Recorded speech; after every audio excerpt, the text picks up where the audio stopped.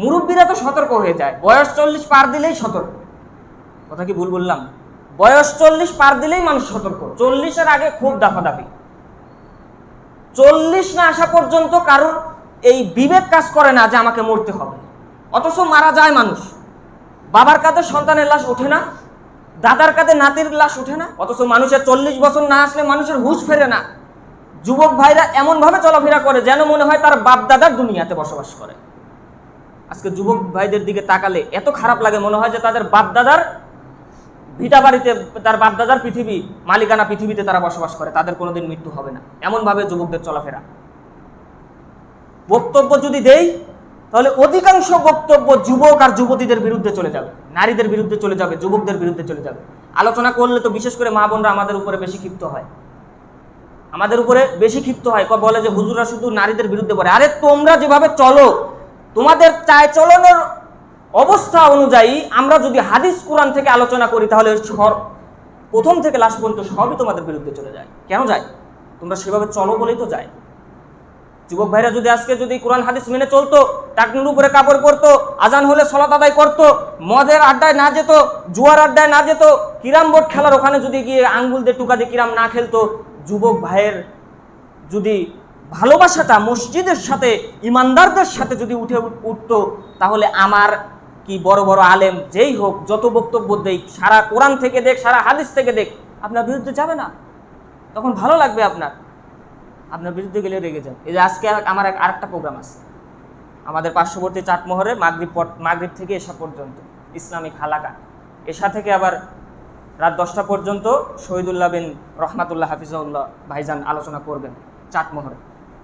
ওখানে আমাকে বিষয় দেওয়া হয়েছে নারীর মর্যাদা এবং পর্দা।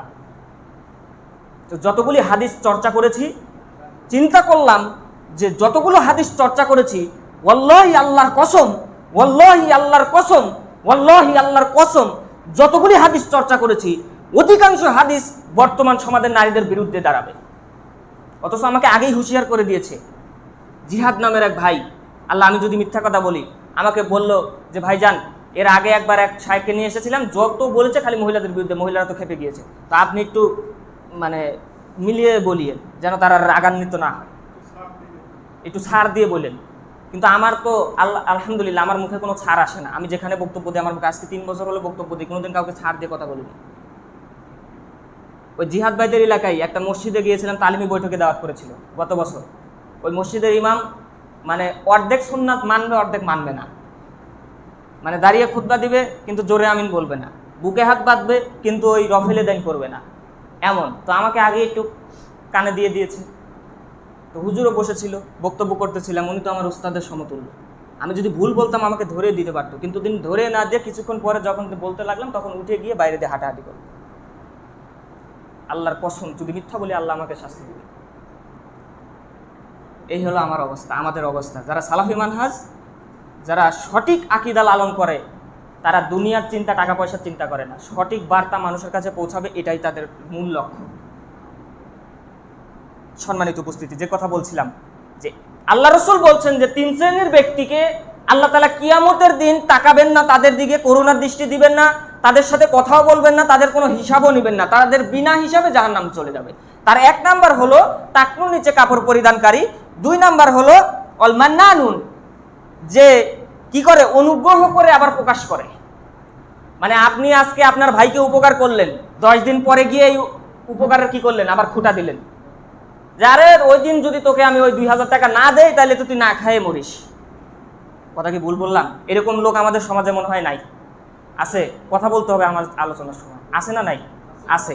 তো এইরকম লোক যারা এইরকম লোক যে অনুগ্রহ করে আবার প্রকাশ করে, হয় ভাই, হয় আপনি করতেই পারেন, আল্লাহ তাআলা আপনাকে দিয়েছে, আর কাউকে নাও দিতে পারে। আপনার থেকে আমি 2000 টাকা ধার নিতেই পারি, এখন আপনি অনুগ্রহ করলেন দয়া করে, যা হারে ভাই তোমার এই অবস্থা, আচ্ছা যাও 2000 টাকা নাও, তোমার এত যেহেতু প্রয়োজন নাও। এখন 2 দিন পরে চাষটালের ভিতর বসে এখন ভাইয়ের সামনে আরো 10 জন লোকের সামনে বললেন যে ওই দিন যদি তোকে 2000 টাকা না দেই তাহলে তো তুই ওই দিন এই বিপদে মরেই যাস।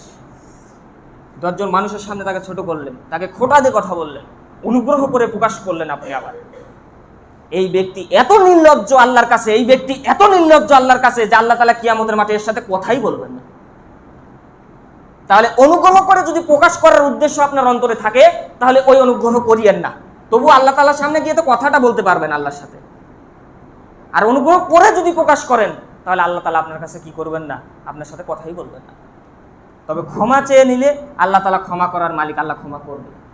সম্মানিত উপস্থিতি, হলো 1 টাকনুর নিচে কাপড় পরিধানকারী, 2 অনুগ্রহ করে প্রকাশকারী অর্থাৎ উপকার করে খোটা দানকারী, 3 মিথ্যা কসমের মাধ্যমে মাল বিক্রিকারী, পণ্য বিক্রিকারী।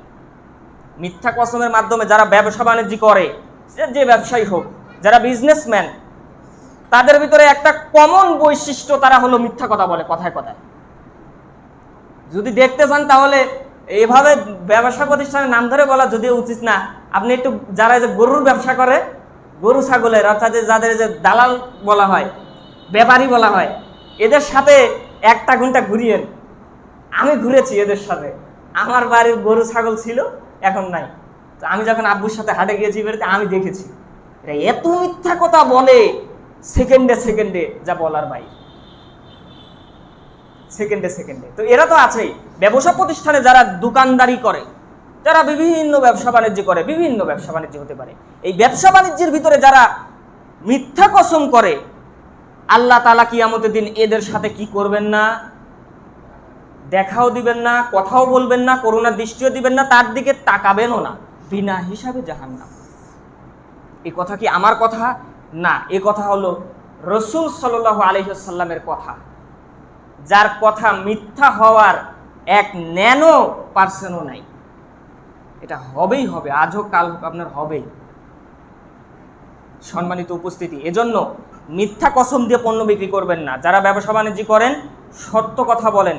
আল্লাহ তাআলা তো আর আপনাকে ওই কিনা দাম বলার এটা বাধ্য করে নাই, আপনি কিনা দাম বলবেন কেন? এইটা আমার কাছে খুবই রাগ হয়, যে দোকানদার কিনা দাম বলে, আমার কাছে ওই দোকানদার পছন্দ হয় না। আমি কি কিনা দাম শুনতে চেয়েছি? আপনি দাম বলেন, আমি দাম বললাম, আপনার পোষালে আমার পোষালে এই দামের ভিতরে হবে। আপনি কেন বলেন যে এই জিনিসটা আমার 10 টাকা কিনা, অথচ কিনেছেন 5 টাকা দিয়ে?